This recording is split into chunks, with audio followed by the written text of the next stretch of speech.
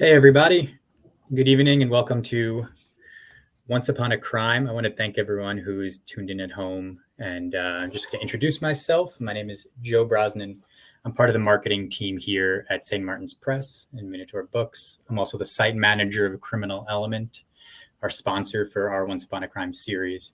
Criminal Element's a blast to run. It's by crime fans for crime fans. We feature a ton of content, new stuff every day, including excerpts, book reviews, author content where they write, listicles and give you a peek behind the curtain. And if you haven't checked the site out before, I definitely recommend it. We send a newsletter out every Tuesday. It actually just hit inboxes about an hour ago. So that's a fun way to kind of one-stop shop and see all the content from the week. And the best part of it is we get to work with a bunch of different crime writers, which, as you'll see, they can be quite talented.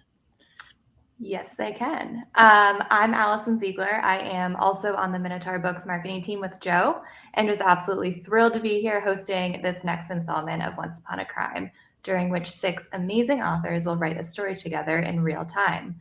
They won't have a prompt, but they will have an idea of the setting for the story. But in order to tell them the setting for the story, we need your help. So, is this story going to take place in Alaska in the dead of winter? Is it going to take place in a house at the end of a quiet suburban cul-de-sac? You tell us. Just throw some suggestions in the comments, and once we have a few, we'll put up a poll, and everyone tuning in live can vote on the setting.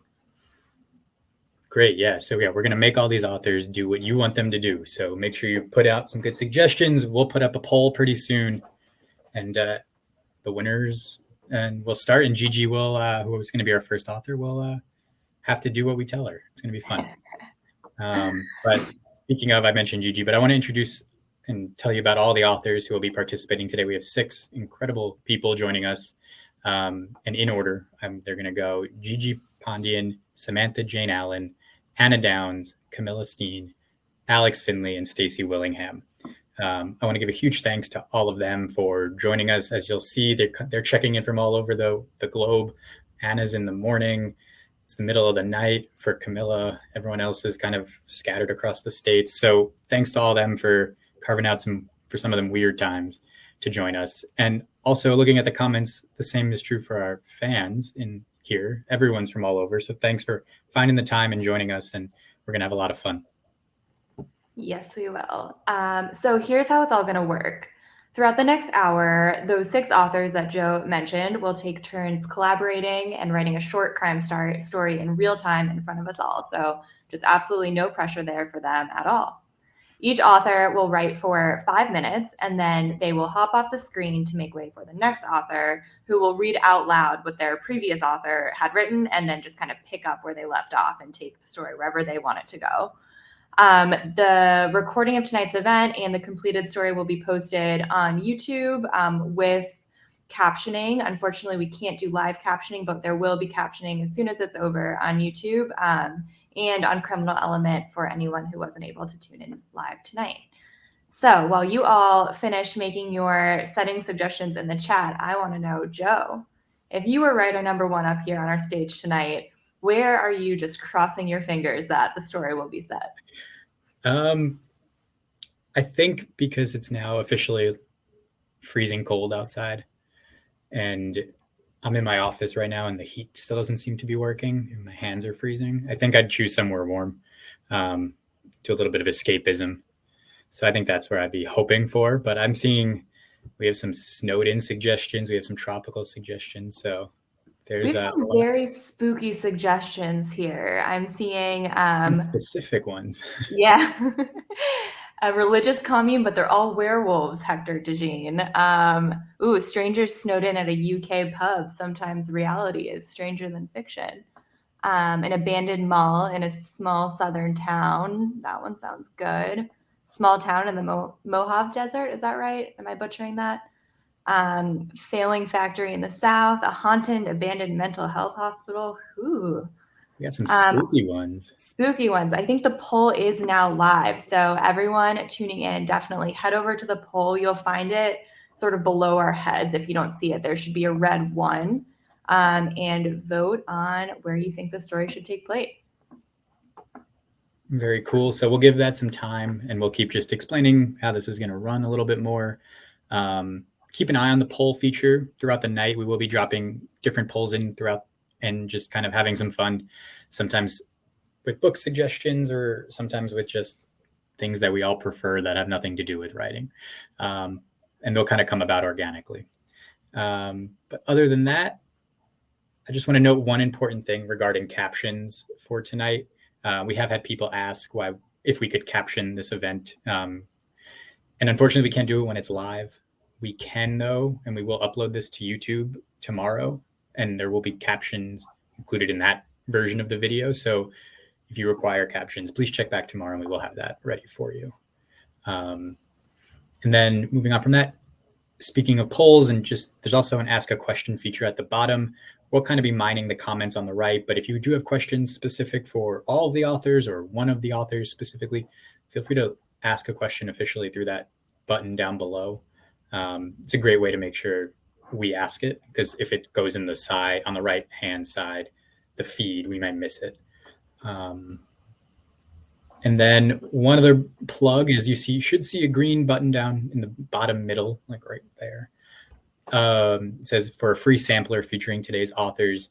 And that's exactly what it is. It's a free digital sampler where you can get the beginnings of each of these authors' new books. And it's a great way to kind of test them all out and see which ones you're interested in purchasing. So click that. Definitely do that. So let's look at the results of the poll. It looks like an abandoned mall in a small southern town is in the lead, which sounds quite intriguing, kind of narrowly beating out Strangers Snowed In at a UK pub, which also would be quite intriguing. So I think we're going to just go ahead and call up our first author with a setting of an abandoned mall in a small southern town. All right, let's bring up Gigi. I'm very excited to see where these authors go with this setting. This is a good one. Hey, Gigi. Hey. How you doing? I'm good now that I've got such a cool setting to work from. Yeah, Thank you they all. hooked you up. Are you glad that you're the one starting things off? Do you think that's easier? You know, before I heard I had 5 seconds of thinking this would be easy when I learned I was first, before I learned that I would be getting a setting like 30 seconds before starting doing it, because then I thought, oh, I can set up something cool and then see what my amazing colleagues come up with. But yeah, now I feel like, yeah, it's just going to be fun to see what we all come up with. I have a couple ideas from that suggestion already that are coming to me. So this is going to be fun. That's great. Yeah, I'm sure I'm sure you had some broad ideas and now you have to apply them in very specific ways. It's going to be cool. So we're going to kick you off writing in a minute. While you write, we're going to just kind of talk about you and introduce your book and just kind of set the stage. Feel free to pause writing, talk with us, write straight through, however you want to do it. And we'll come back to you in a few minutes. I think we're going to bring up the screen now, the story where Gigi will be writing, so we get to see that in real time. And yeah, thanks for joining us and good luck. Okay, I will actually talk for a couple seconds just to set this up. Yeah. Because when I found out the amazing group of authors who I would be doing this with today, we're like across the mystery spectrum, which is so exciting. And so I want to do something to set us up that is a combination of thriller and traditional mystery. So that is what I'm going to attempt to do. So we'll see if I actually succeed at this, and the amazing writers who follow me can take it and run with it. But yeah, that's what I'm going to try to do here. I love it. That's love great. that. All right, cool. So while Gigi gets writing, I'm going to just introduce a little bit more in detail her past and her new book that she has coming out next year. So Gigi is a USA Today best-selling and award-winning mystery author. She's a breast cancer survivor and an accidental almost vegan. Gigi's been writing mysteries for years, and in the process has racked up a slew of awards, including an Agatha, an Anthony, a Lefty, and a Derringer. She's also the co-founder of the Crime Writers of Color organization. And really, that's quite the list, quite the resume. Quite the resume. Yeah. And very exciting for us because it's our first time publishing Gigi at Minotaur. Her new book, Under Lock and Skeleton Key, is coming out in March of 2022. It's only a few months, which is wild to think that that's close. So I'm going to kind of talk about the book, tell everyone what it's about, because I think we'll have some big fans in the chat. So the book opens with a question of what happens when a carpenter and a stage magician fall in love. They form the Secret Staircase Construction Company, of course, and they bring magic to people through their homes. And with that setup, that's Under Lock and Skeleton Key. So after a disastrous accident derails Tempest Raj's career and life, she heads back to her childhood home in California to comfort herself with her grandfather's Indian home-cooked meals. Though she resists, every day brings her closer to the inevitable, working for her father's company, the Secret Staircase Construction. Naturally, they specialize in bringing the magic of childhood to all by transforming clients' homes with sliding bookcases, intricate locks, backyard tree houses, and hidden reading nooks.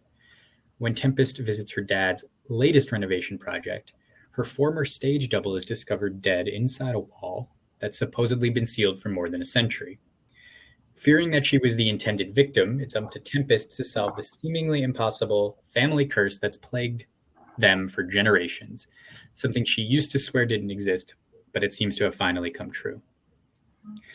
So that's the description of Under Lock and Skeleton Key, and I know I'm not alone here in saying that I love a good locked room mystery, but I love how Gigi has turned that trope on its head by telling you right up front, yes, there are trapdoors, yes, there are secret entrances, nothing is as it seems, and you know, kind of right off the bat with that on the table, it's going to be a treat.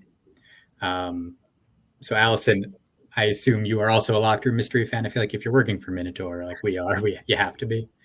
I mean, absolutely. But what I'm a huge fan of really is just I'm a complete sucker for a secret entrance, a secret hideaway. When I was a kid, I searched all over the house I grew up in looking for secret passageways. I never found one, but just never give up the dream.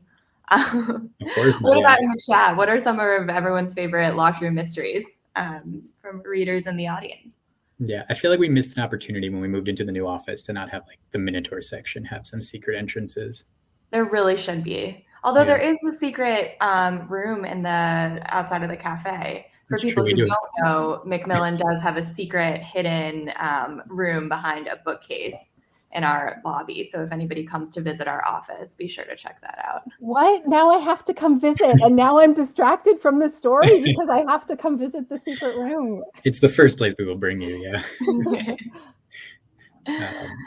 But yeah, I feel like if I am going to talk about locked room mysteries, every conversation almost has to start with, and then there were none. Sure.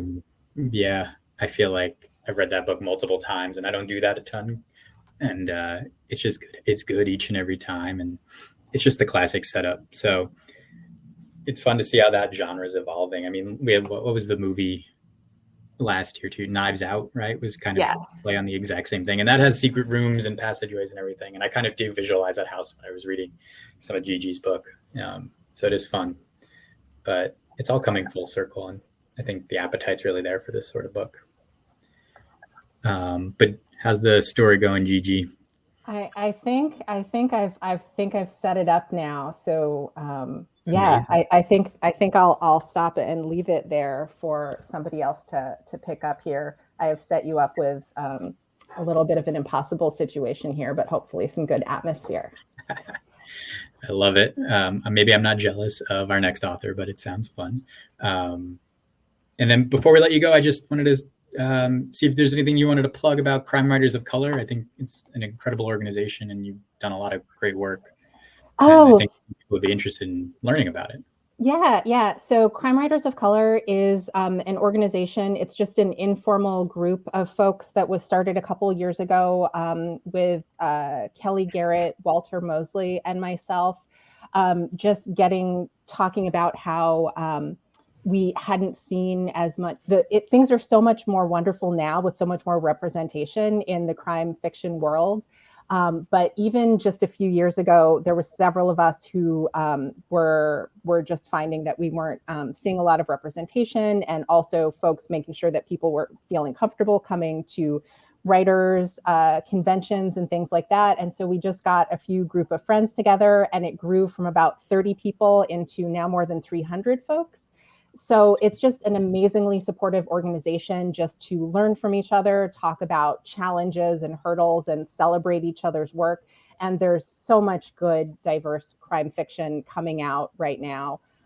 It's just really exciting to see. And I was also so thrilled because when I first started writing, I wanted to write about characters of color who just look like people in my life, but not, I wanted to write fun, lighthearted, twisty mystery stories, but that weren't about anything super dark, but just were featuring diverse cast of characters like me and the people in my life who I hadn't grown up reading that type of mystery fiction.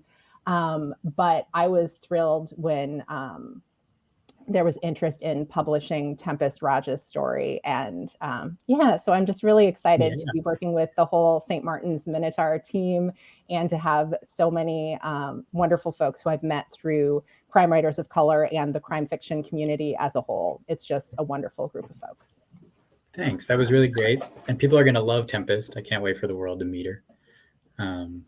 But okay, well, I think we're going to bring you back up at the end to read the final section. So we'll see you in a little bit, but thanks for kicking it off. Cool. Thanks. All right. So up next, we are thrilled to welcome Samantha Jayne Allen, who will appear on the screen very shortly. She is the author of Patriot Road, which comes out this April and is the winner of the Tony Hillerman Prize for Best First Mystery Set in the Southwest. And here she is. Hello. Welcome, Samantha. Hey, thanks for having me. How are you? Doing well. It's good to see you guys. You too. Are you ready? Were you paying close attention as Gigi wrote every word, figuring out what the next step is going to be? Yeah, I'll do the best I can. I like the setting though. I'm glad that one's the one that won. So yes, yeah, it's something to play with. So I guess should I go ahead and read her section or? Definitely. I was going to ask you before you start, in your bio, I read that you were raised in small towns in Texas and California. You now live with your husband in Atlanta, but I did hear that you might have another new roommate as well. Yes. My daughter is 4 months old. Her name is Rosie, and she is very sweet. And she's actually letting us get some sleep nowadays. She's a good shot now. So nice of her. All right. Well, if you're ready to get started, we will have you start reading from the very intriguing beginning. And then once you finish reading, you can just kind of start writing where she left off. All right. I woke up with my head throbbing and my hand clutching a knife. A knife? A bloody knife. This couldn't be good. I swallowed a wave of nausea and sat up to get a better look at my surroundings. Where was this? Racks of clothing surrounded me. Many of them toppled over. Oh no. Matilda's body was sprawled in front of one of the toppled racks of cheap clothes. The air smelled musty. Matilda's previously pristine white shirt was covered in blood. It appeared this was what the knife had also been used for. Banging sounded from glass doors in front of me. I stumbled towards the door. It was bolted from the inside, and I was locked inside this old abandoned clothing store in an empty mall, alone, with a dead body beside me. Okay. Let's see what happens next. Good luck. I love that it's like a cheap clothing store. It's not, this isn't a high-end department store. This is like a Forever 21. All right. So while Sam writes, let's talk a little bit about her upcoming book, Patriot Road. So for Patriot Road, here's the pitch. Mayor of Easttown meets Friday Night Lights. With that pitch, I just don't know how anyone could not want to immediately pick that up. But a little bit more about it. It stars a recent college graduate who is back in her Texas hometown waitressing when she's lured into the family private investigation business by her supposed to be retired grandfather. And then a waitress at the cafe goes missing, and Annie and her grandfather Leroy begin an investigation that leads them down rural routes and haunted byways to oil fields to local honky tonks. And as they work to uncover the truth, Annie finds herself realizing that she and the victim have a lot of similarities in kind of increasing, unsettling ways, and realizes that she has to confront her own past if she wants to survive this homecoming. It is so good. And especially that sense of place in rural Texas is just so amazing, which brings me to the Tony Hillerman Prize for Best First Mystery Set in the Southwest, which I mentioned a few minutes ago. And I know, Joe, you have a bit of knowledge about that prize. Do you want to tell us a little bit more about it? Yeah, for sure. I'm going to actually talk about all three of the prizes Minotaur awards each year. And the first one is obviously the Tony Hillerman Prize, and that's awarded to the best crime novel set in the American Southwest. And then the two other prizes we sponsor are the MWA First Crime Novel Competition, and that is less of a specific subgenre or setting. It's just a crime novel, so it's a little bit more broad. And then the third is the Malice Domestics First Traditional Mystery Novel. So that's more of something in a traditional or a cozy sense. So Minotaur sponsors these three prizes, and they're open to anyone who's never previously been a published fiction author, essentially. So it's an alternative way towards publication. They're unagented. It's genuinely a submission. You send off your manuscript. We have a lot of different people reading them, and then we work our way towards picking a winner. And we were lucky enough to have Sam enter this book, and the stars kind of aligned, and it was a very obvious choice for us when we read this book. It was like we needed to have this book, and we needed to meet Annie, and we needed to buy more books of Sam. So it's been a really great little success story so far, and we're really excited that the prizes have been, continuing to grow, and we're really doubling down on our outreach and working with more organizations, working with English chairs at universities to kind of spread the word. And I'm going to put a link in this chat for anyone who might be interested in thinking they might have something to submit. Criminal Elements already beat me to it. One Thanks step to ahead you.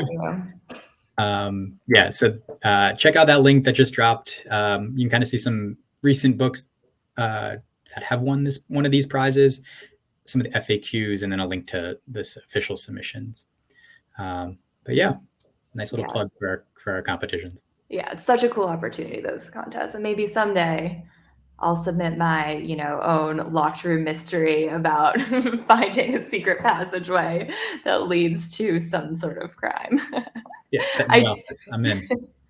I did want to call out, Sonica pointed out in the chat that Hector did get his Orange Julius cameo, which is very funny. Of course, if you have an abandoned mall, there's just, you can't not have an Orange Julius make an appearance. And we thank you, Sam, for including it. Yeah.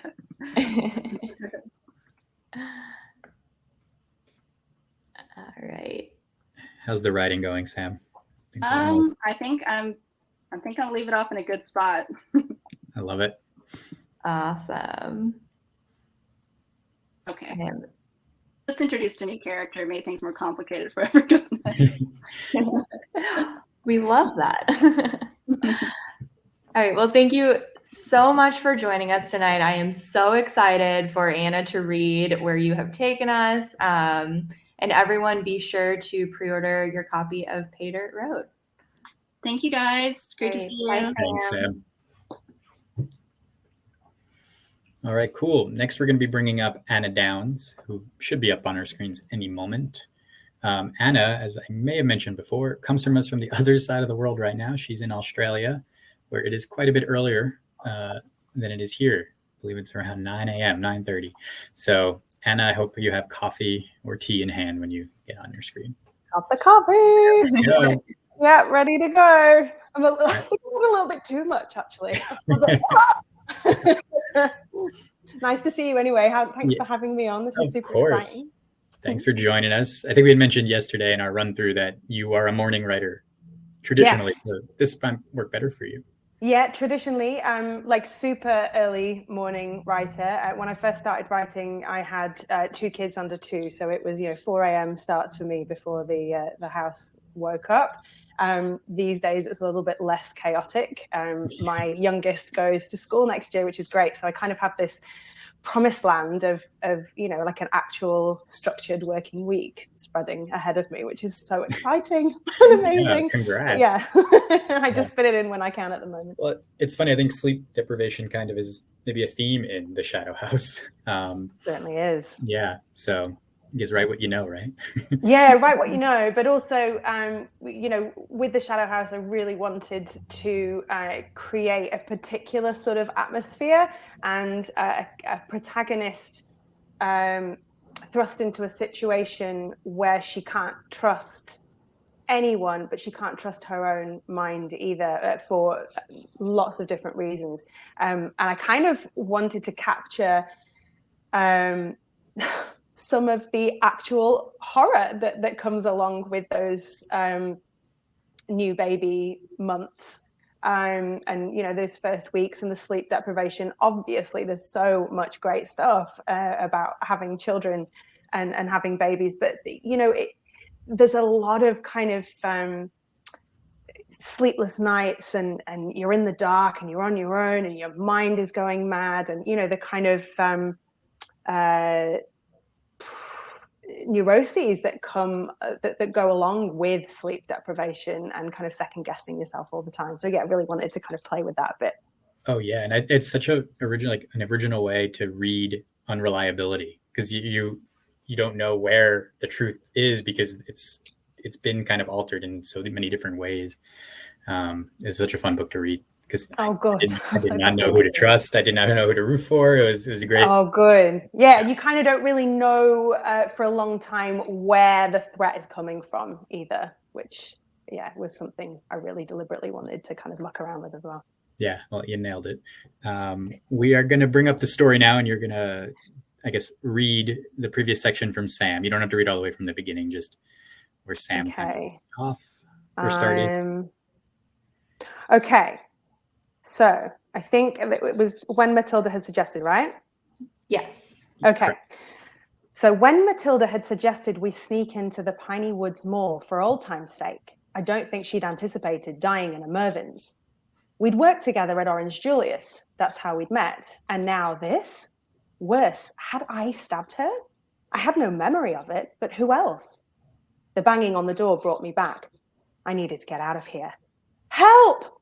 I heard the buzz and a blip of a radio. Hold on, a man's voice yelled back. After what sounded like throwing his body weight against the door, it opened. It was the security guard. Had he been there the entire time? Call 911, I said. He looked at her lifeless body and shook his head sadly. All right. All right. Good luck, Anna. Just figure out how to write in this document. All right. Okay. I'm going to go. Cool. Now I'm going to talk about you. Okay, go. All right. So Anna was born and raised in Sheffield in the United Kingdom, but now lives just north of Sydney with her husband and 2 children. She worked as an actress before turning her attention to writing, and appeared in BBC TV shows such as EastEnders, Casualty, and Holby City, as well as a long-running stage production of The Dresser in London's West End. And then some more Anna Downs facts. Anna has been published in the Zodiac Literary Review, shortlisted for the Sydney Writers' Room Short Story Prize, and longlisted for the Margaret River Short Story Competition. Anna's debut novel, which published last year, is called The Safe Place, and it was inspired by Anna's experiences working as a live-in housekeeper on a remote French estate. It is currently available in paperback, ebook, and audio, so if you want to jump into that, we definitely recommend you seek it out. And excitingly, Anna's got a new novel coming out next year in April called The Shadow House. The Shadow House features Alex, a single mother of 2 who is determined to make a fresh start for her and her children. In an effort to escape her troubled past, she seeks refuge in a rural community Pine Ridge is idyllic. The surrounding forests are beautiful and the locals welcoming, mostly. But Alex finds that she may have disturbed barely hidden secrets in her new home. As a chain of bizarre events is set off, events eerily familiar to those who have lived there for years, Alex realizes that she and her family might be in greater danger now than they ever were before, and that the only way to protect them all is to confront the shadows lurking in Pine Ridge. So Allison, let's just say hypothetically that there were a series of strange events happening in your brand new home. How are you handling that? Okay, well, first I'm checking all the secret passageways. I'm making sure that there's nothing inside the secret passageways. Then I move straight into denial.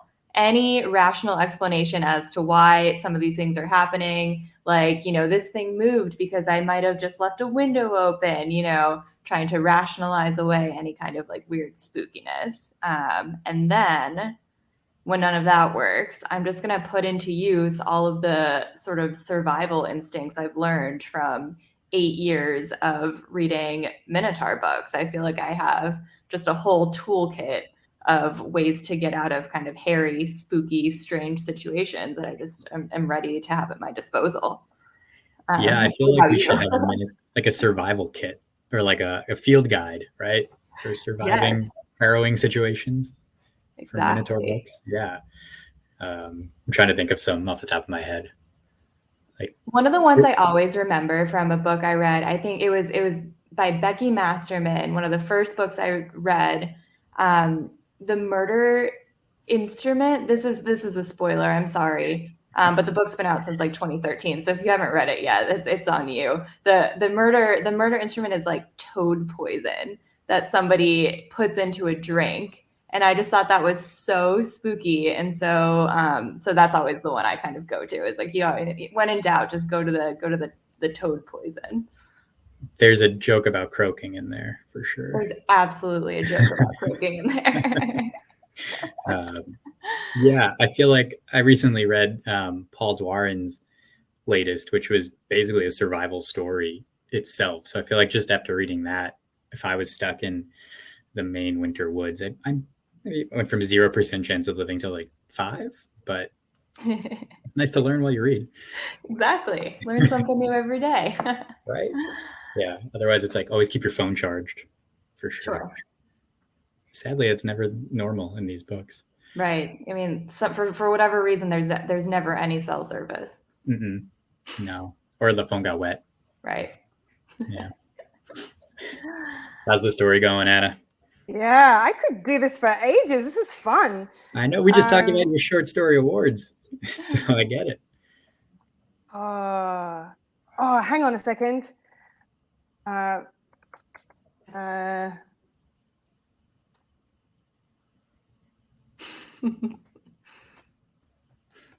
Thanks to Martin in the comments. The book Allison was talking about is Rage from the Dying by Becky Masterman.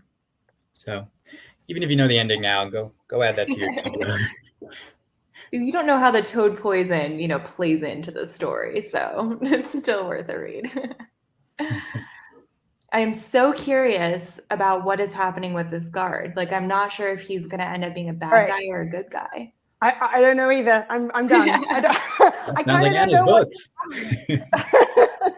That was so fun. Glad you enjoyed it. Well, thanks again for joining us for this, for getting up for us. You're so welcome. Thank you. It's funny, when I was an actor, when we were on a tour with plays, one of the things that we used to do when we knocked off, we'd kind of, go to someone's accommodation and we'd crack open a wine, and we'd kind of play this game. We'd sort of, write stories and pass it along. I mean, it was sort of a bit more messy because it was a drinking game effectively, but so this is kind of fun. It's nice and nostalgic for me. Yeah, I feel like the origin of this event was an in-person event at a BoucherCon where it was supposed to be a drinking event. So well, yes, of course. Yeah. Yes, that makes sense to me. Brilliant. So in the future, when we're all back in person, we'll turn it back to what it's supposed to be. I would love that. Right. All right. Well, thanks again for joining us, and for everyone at home, make sure you check out The Shadow House coming out in April, and you can check out The Safe Place, available now in paperback. Thanks, Thanks Anna. so much, guys. Bye, Thank you. Anna. All right. I am so interested to hear the rest of the story as our international streak continues with our next author, Camilla Steen. Welcome, Camilla, shortly to our screen.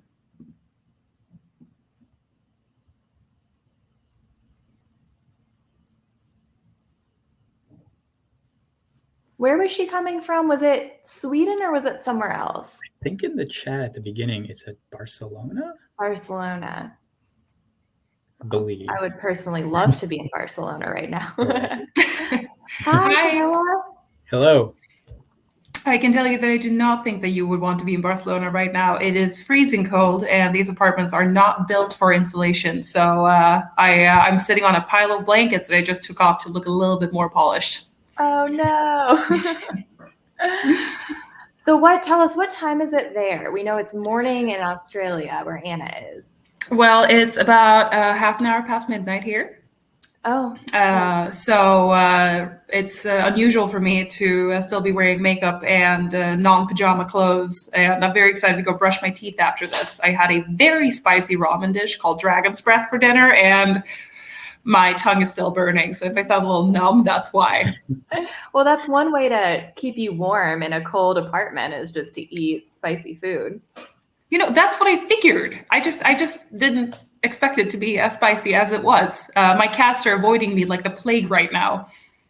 It had consequences, is what I'm saying here. So I saw in your bio you described your cats as fluffy and evil. Now that you mentioned your cats, can you tell us a little bit more about them? I mean, that really sums it up. They are fluffy and evil. I have had cats my whole life, and before these little bastards, I had this gorgeous rescue cat, Rasmus, who was just like the sweetest roommate you could ever imagine. And then I got these two, and I feel like a mom of two toddlers. Not half an hour before I connected to this call, I was basically wrestling a cat to the ground, trying to tug something out of his mouth while yelling, "Don't eat that! That's not for eating!" Yeah. They're lucky I love them. I sympathize. I feel like I'm in my office still doing this, because if I was at home, it'd be my cat walking across the screen. Yeah, I can't guarantee you won't see a cat walking across the screen before this is over. I've tried my best, but they know how to open doors, so I don't know how long that guest room door is going to hold for. They're getting smarter. It would be a welcome cameo if one is to come in. Yeah, cats are a staple of crime fiction. Yes. I never put cats in my books on purpose, because I tend to do horrible, cruel things to every living being in my books, and I couldn't live with myself if I had to kill a fictional cat. So I try to avoid that on purpose. Birds, fine. The occasional piece of wildlife. Cats, no, absolutely not. No dogs either. I want to be an equal opportunity, nice pet person. Yeah. That's not a phrase. Yeah. It is now. Yeah. I want to just flag for everyone watching here that I can't guarantee my spelling and grammar will be perfect. This is my second language, and that is the excuse that I am going with.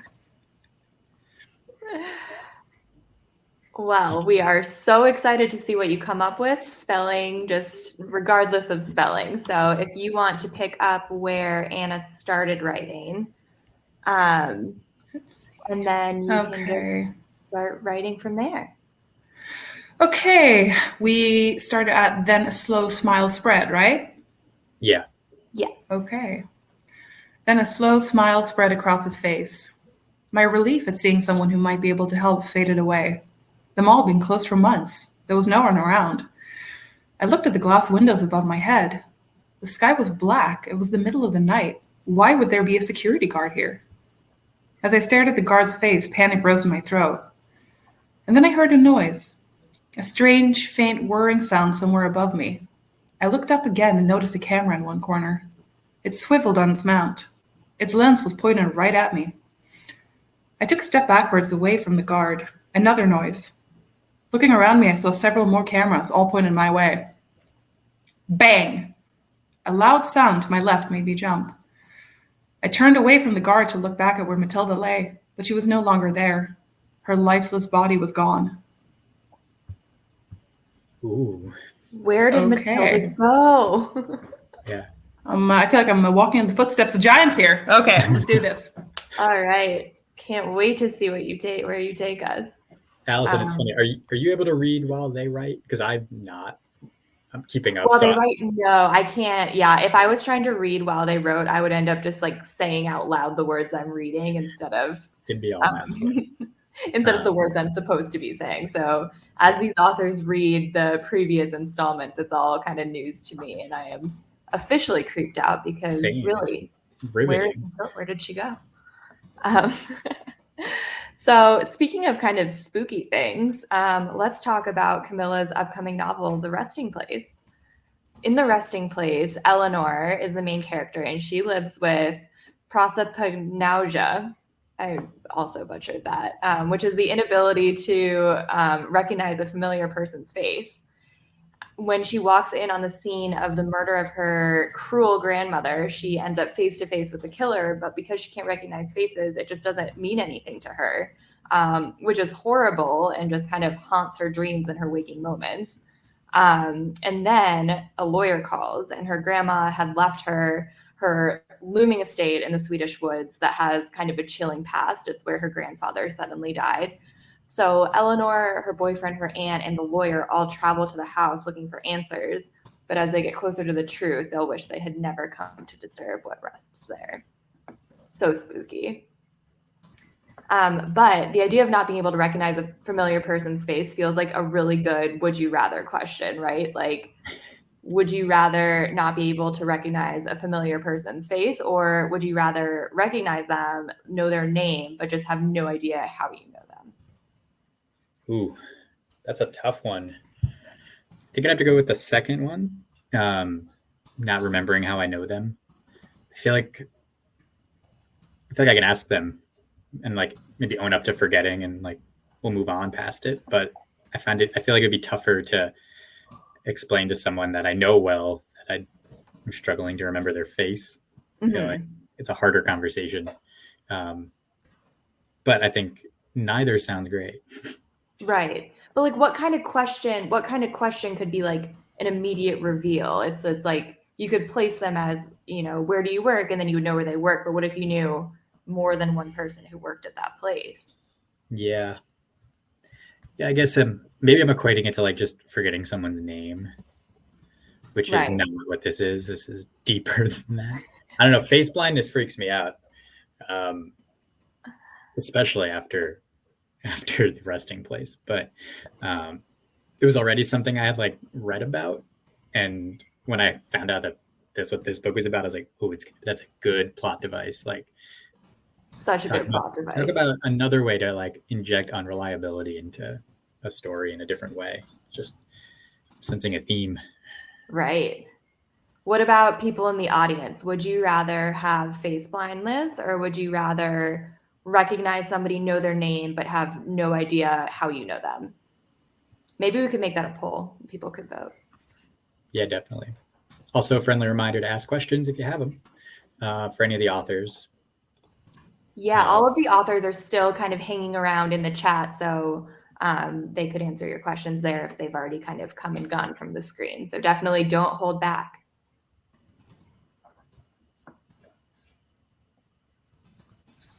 Yeah, it looks like we have some fans of Camilla's previous book, The Lost Village, which was so fun and so creepy that I'm not surprised we have people jumping in. But yeah, we're sensing this creepy theme emerging. Yeah, definitely want to check out The Lost Village while you wait for your copy of The Resting Place. Yes, definitely Blair Witch vibes for sure in The Lost Village, Sonica.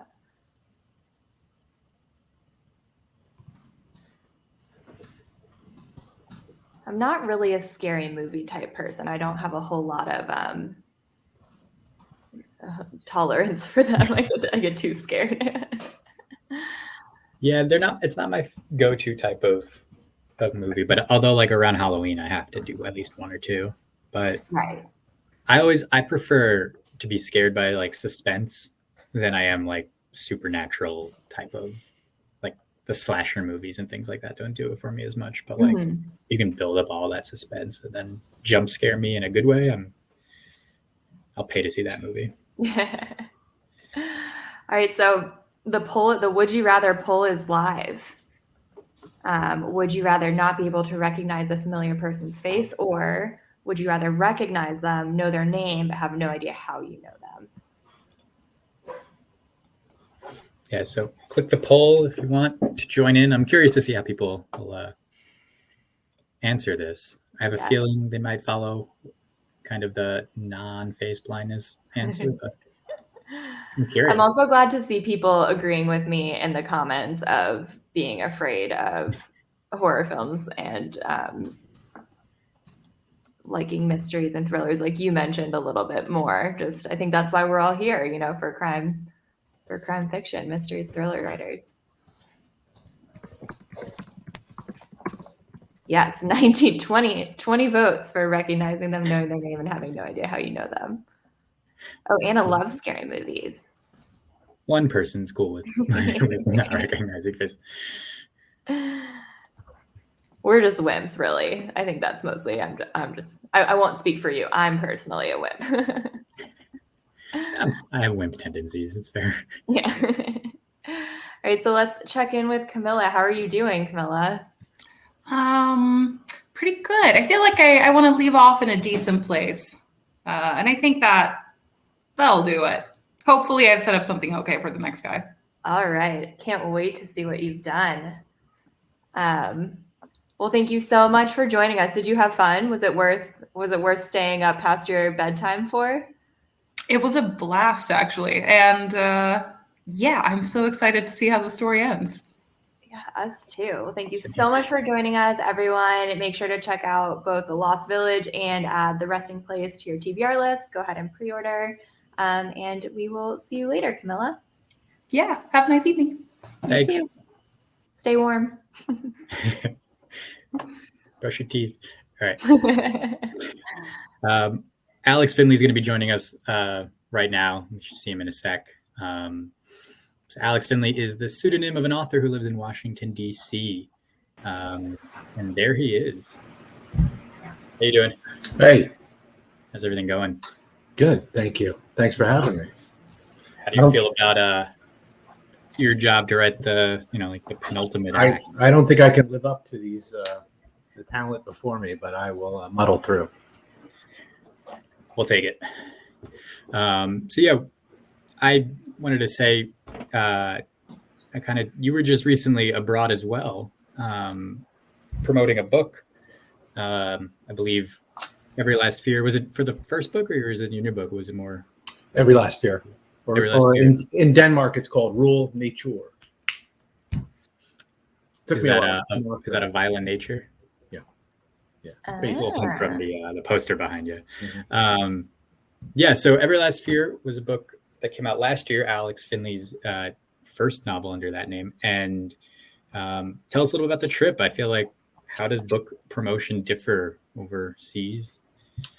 How was it in a language you don't necessarily speak? No, it was a kind of surreal experience. No one in Denmark wears masks, and which is, was kind of a shock to the system. They're pretty strict.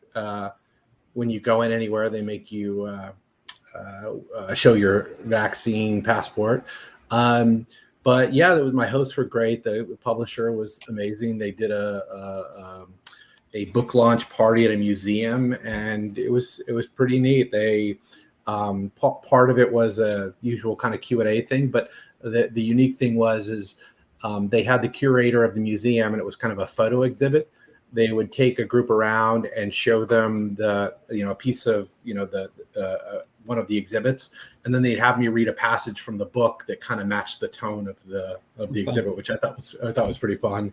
And overall, it's beautiful place, and really just kind of a rare experience. So it was really especially cool. These days. It's nice to hear about it was travel. Yeah, I had my only live event for Every Last Fear, which happened to be in Denmark. So a year later. Right. Well, cool. That sounds great. We're going to bring up the story again, and you're going to read Camilla's section. Okay. And then you'll go right into writing from there. Okay, great. Cool.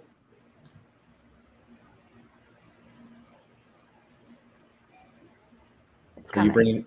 Okay, There we good. Okay, good. I thought it was me. All right. So let me see if I can find. Okay. Actually, I think it starts at you know. you know. Okay. Great. Sorry. You know, the guard said, and I turned again to face him. My heart felt like it was beating 1,000,000 times a minute. I was rooting for you, he said. I realized he looked vaguely familiar. The sound of his voice made something stir, an old, half-forgotten memory. You're small, but I thought you looked scrappy, he continued. I bet on you. It was double the money. I figured I'd take the risk. He cocked his head to the side. So make sure to put up a fight, okay?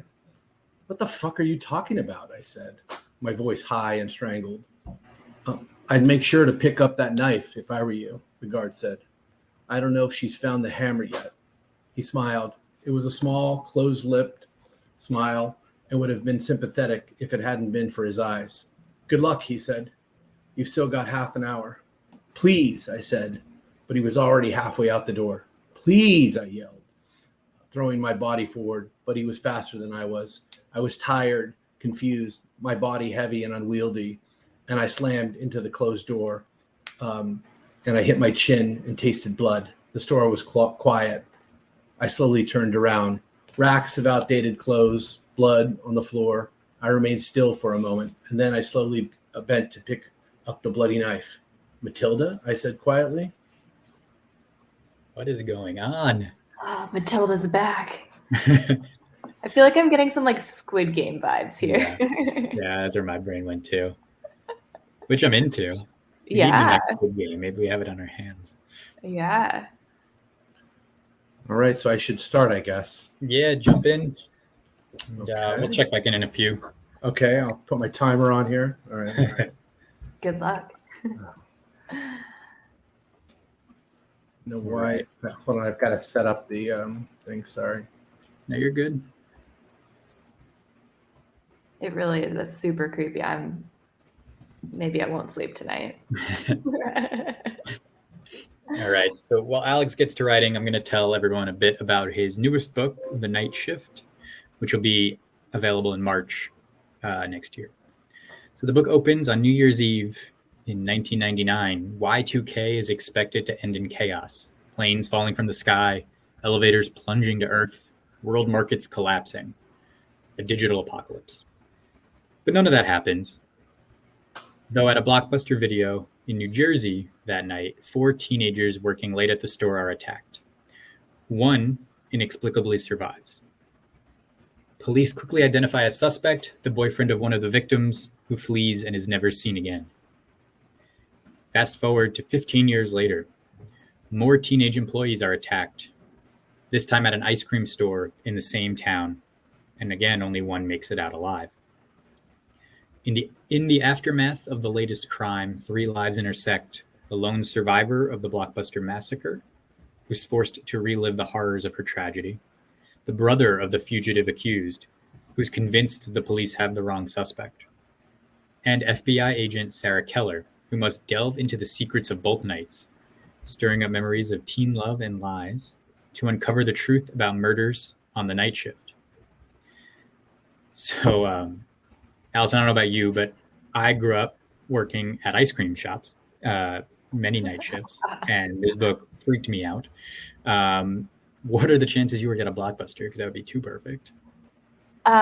Truly, I wish that I worked at a Blockbuster growing up. That would have been a really cool job.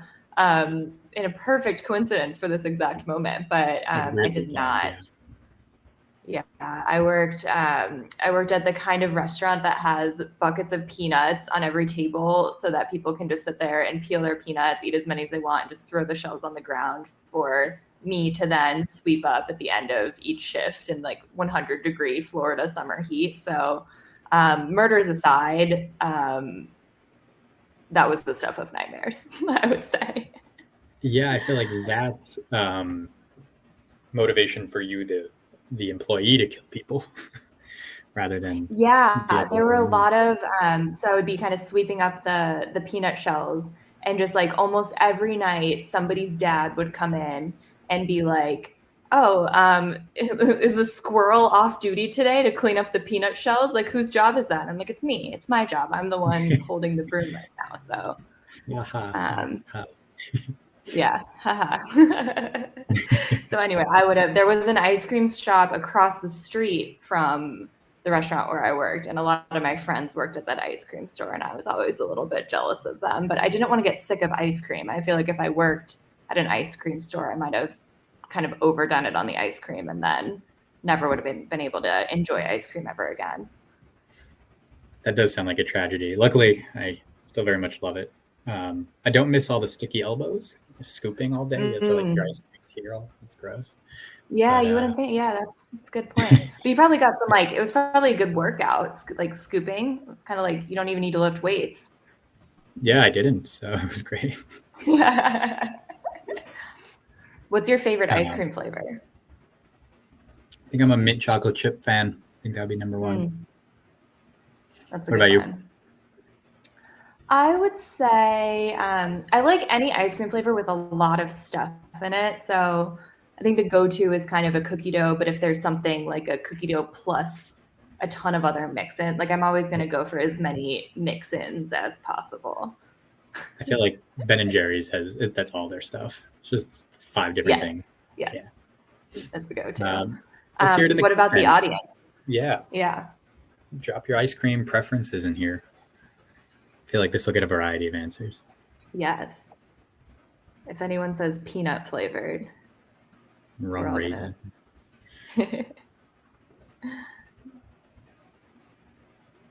Butter pecan is very good.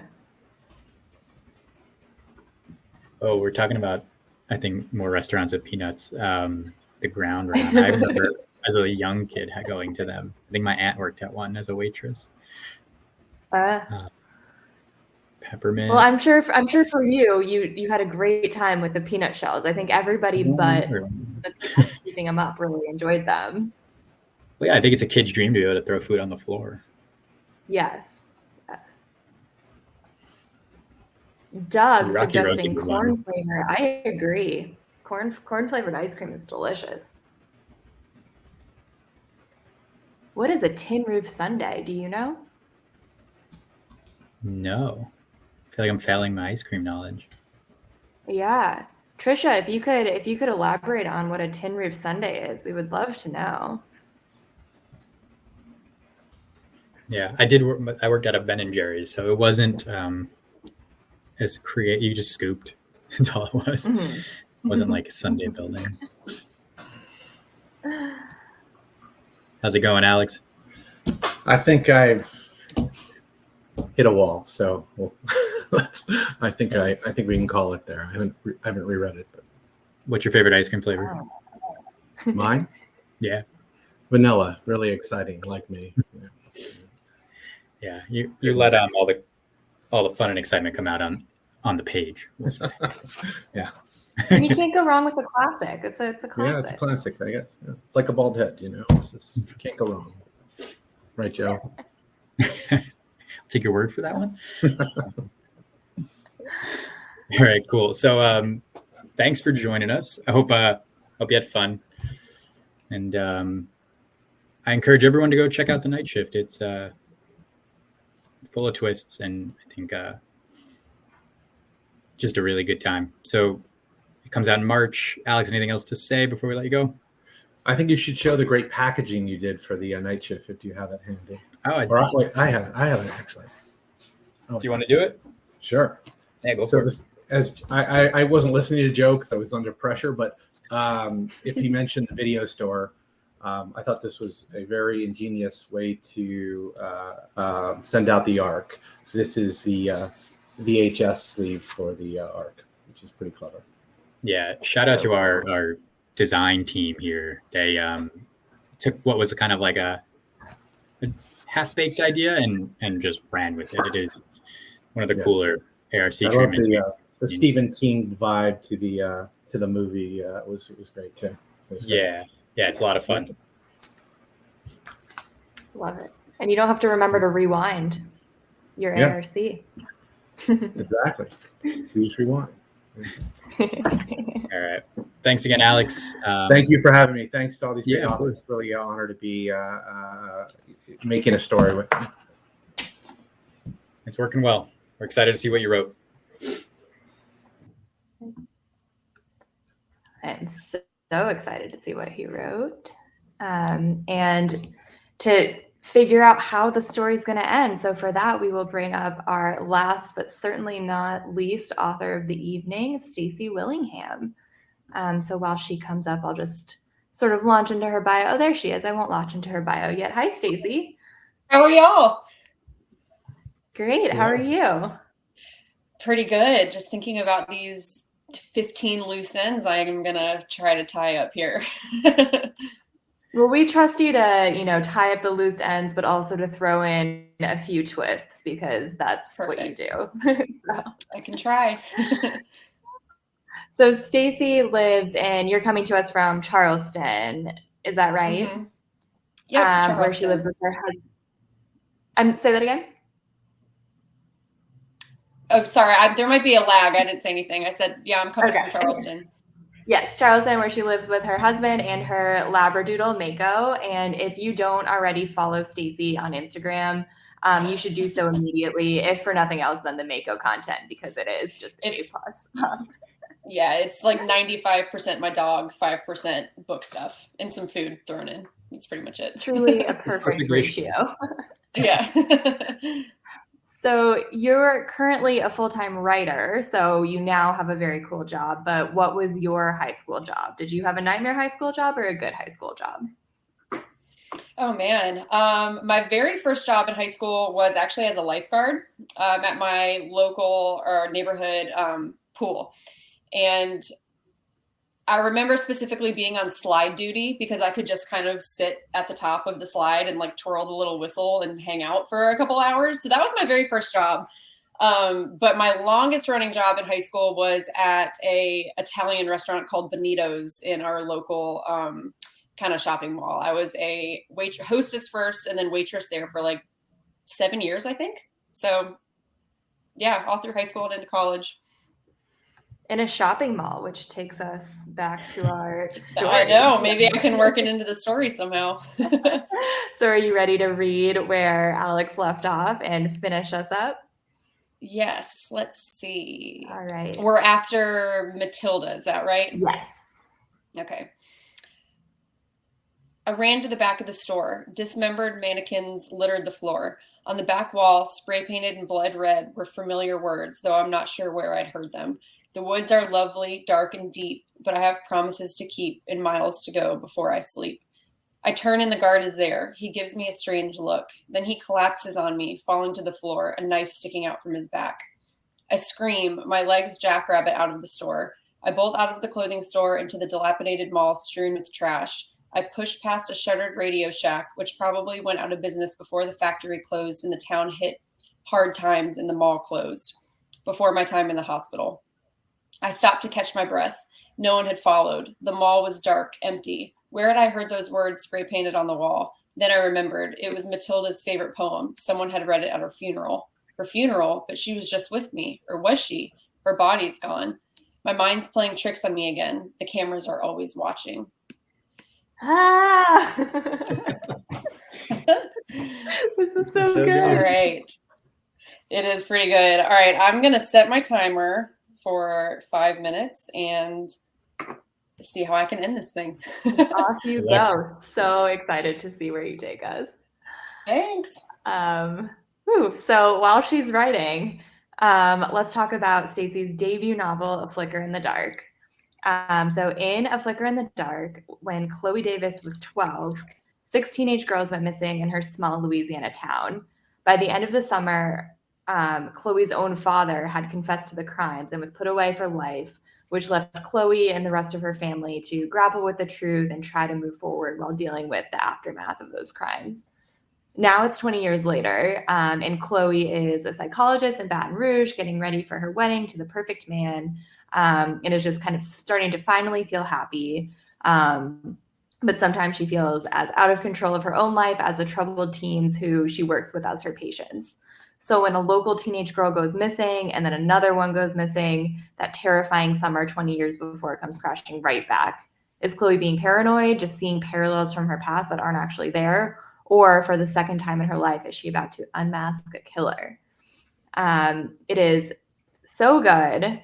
And there's just so many exciting things happening with it. Not least of which, the book has been optioned for a miniseries at HBO Max by Emma Stone's production company and A24, which kind of honestly the dream team.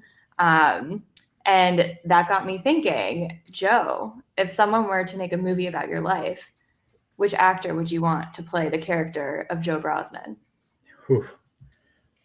I feel like that's a tough question. I just got finished. I binged a little late to the party, all of like Ted Lasso. And I think my answer would have to be, maybe with recency bias, the actor who plays Roy Kent. Because I think, what's his name? Brett Goldstein. Yeah. Obviously, I'm hoping he can do an American accent, but we have the same eyebrows. So I think he'd be good to go. But I'd have to just eyebrow related. Yeah, that's why you cast. Right. So there's a few suggestions in the chat. Alex Finlay asked if he can pick, and I say absolutely. Yeah, bring it on. Brian Panowich says Sam Rockwell. Paul says Andy Garcia. So just a few options here. Anyone else? Well, I have to ask you the same question. Who I think should play you in the movie? No, you yourself. Cast your own. Well, obviously, I would be played by Taylor Swift, and it would be a musical. That one's just kind of a no-brainer. But if anyone, in the comments has somebody actually realistic, let me know. Maybe Ted Lasso, Jason Sudeikis could be me. I'd watch the hell out of that.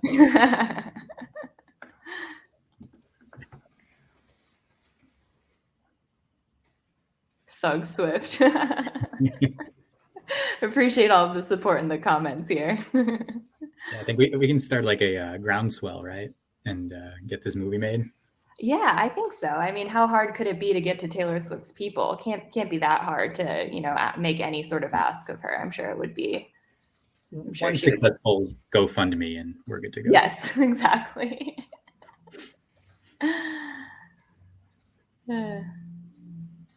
I'm still waiting on Alex Finlay. Right, me too. I feel like we can't move on from the subject until we have that kind of definitive answer. Maybe he's just kind of taking his time. I can't believe you were so late to the Ted Lasso game.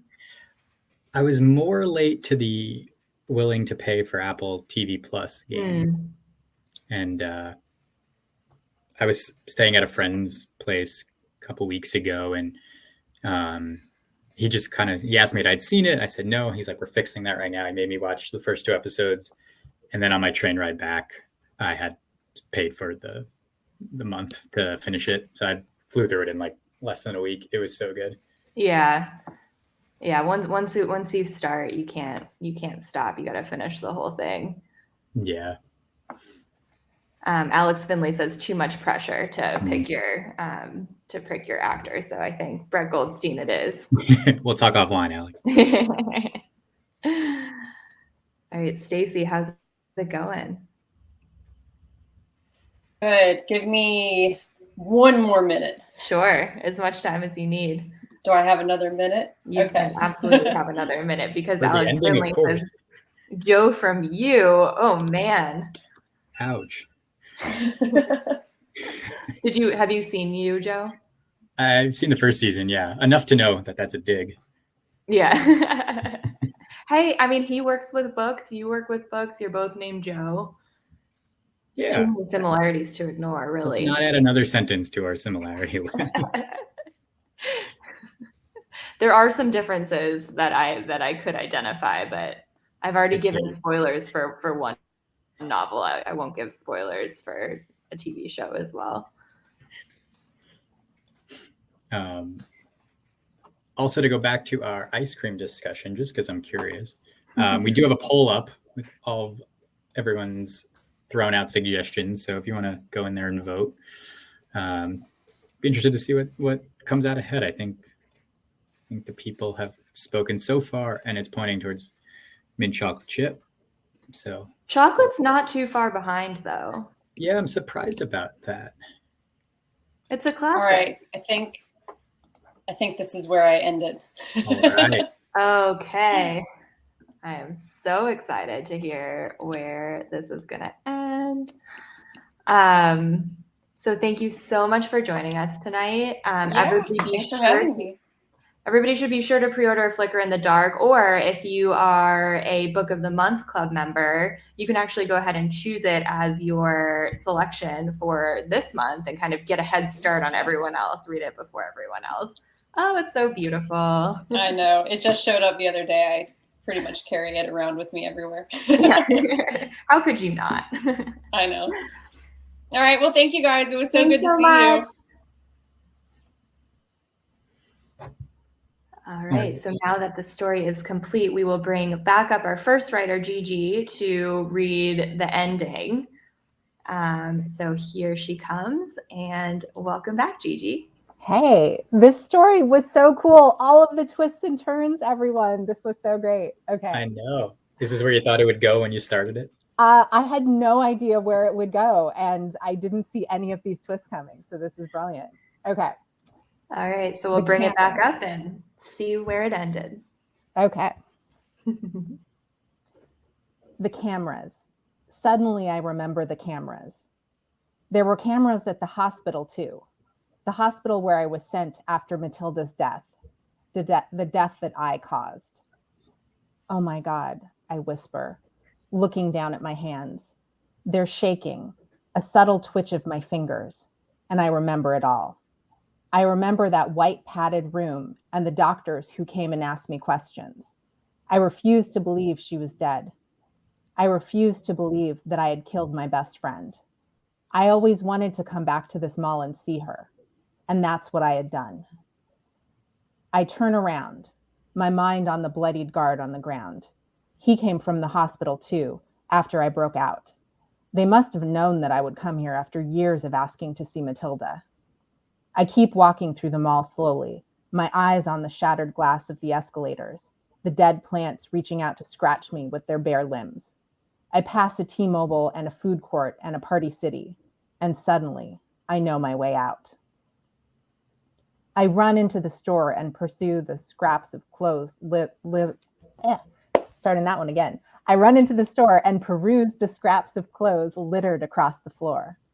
The mannequins are missing limbs, some of them with costumes still hanging limb on their plastic frames, and I find what I'm looking for, a security guard costume. I quickly strip off my blood-soaked clothes and pull on the guard costume, running back to the Mervyns and finding the guard's body on the floor. Then I grab his radio, the one I heard scratching when I first woke up. I clear my throat and make my voice go low. She's not here, I say. We'll have to check somewhere else. So good. So good. Wow. Yeah, wow. I have like goosebumps. Oh, man. Well, thank you so much for reading the ending. We're all just kind of sitting here in shock. That was, wow. Excellent work to all of our even if there's an idea that has been done before in a different author's hands, like the place that they can take it, you know, just like if you're given a prompt and everyone can bring their own unique style to it. That was, that was an amazing way to wrap that up. That was such fun to see everyone. Yeah. Thanks for taking us home. And we'll catch you again soon. And Under Lock and Skeleton Key, everybody. Check it out. All right. I think everybody in the audience agrees with us that that was just an amazing ending. Nailed it. Goosebumps. Literally perfect. What happens next? Keep going. I agree. So good. Unfortunately, we are out of time, so we can't keep going. But I could read this. I could read a full book of this. Yeah. I feel like it needs to be expanded on a little bit. But But yeah, so got a few things to plug before we wrap up. First is the sampler. In the green link below is you can download the sampler. It has the beginnings of each of these 6 authors' books, so you can get a taste for their own writing styles. Even though we already got a snippet tonight, you can kind of see how they apply it to their own books, and it's a great way to kind of test them all out. And then other than that, I want to also mention this story will be posted on Criminal Element. So if you want to read it again, you can find it there probably tomorrow. First, we need a title for that story on Criminal Element. Exactly. So people want to think on it, put some suggestions in the comments. We're going to read through them tomorrow, and we'll run it around our office poll and pick one that I think works best. So it'll be a fun little way to keep the comments going after we end this broadcast. But definitely drop some comments in there on what you think the title should be. And make sure you check back tomorrow on Minotaur's YouTube, or St. Martin's Press's YouTube, I think. And you can watch this all again. It'll have our closed captioning, as I mentioned before. And make sure you're signed up for Criminal Elements newsletter, and you'll see this again on Tuesday next week. And you'll be looped in to see how we'll have so much coverage of these books, especially in the next couple of months. Excerpts, reviews, posts from these authors. Make sure you're tuned in. And then other than that, follow everyone on social media, join mailing lists, stay involved. And then I do want to say that we are giving away a complete set of all 6 authors' books. Little sweepstakes. That was a little surprise, I think. And everyone who joined us today, who's watched, who signed in, you've all been automatically entered. And behind the scenes, we just ran our random report and pulled a winner. And I'm pulling it up now. Hold on. Okay, we have congratulations to Julie from San Jose. We'll be in touch with an email from us shortly. We'll get your mailing address and all that, and we'll get you a copy of all these books. And everyone else, better luck next time, and check out the sampler. Don't think I'm forgetting anything, Allison. I think that's it. Thank you all so much for joining. Vote for your title suggestions, specifically All Too Well, a perfect title for this story. Thank you to everyone. Thank you to our authors, and we will see you all at the next Once Upon a Crime. Take care, everybody.